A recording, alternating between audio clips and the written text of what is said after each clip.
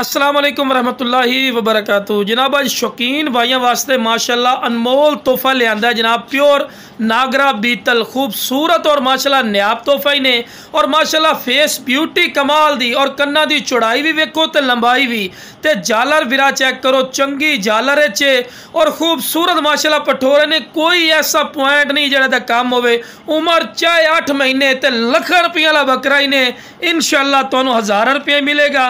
और नागरा पट्टियां भी माशाल्लाह पठोरे दी चेक कर सकते हैं।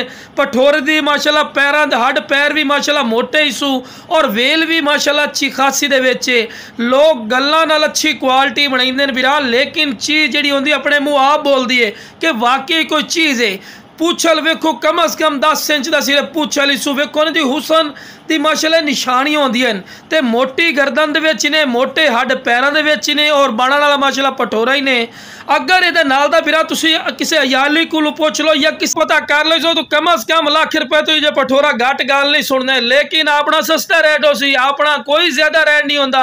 हाँ कोई आगे ना कि फौजी भाई इतना रेट नहीं होता फिर मंडी का विजिट करो करके उस तो बाद फिर मेरे को लाओ, ठीक है ना। अगर कोई यकीन ना करे फिर तुसी मेरा बकरा ही ले जाओ, ये लख रुपये वाली चीज़ है, लेकिन इंशाल्लाह फिर तुहानू 1000 रुपये दिशा है इंशाल्लाह। फौजी गोट फार्म दे बिल्कुल मुनासिब और सस्ते रेट।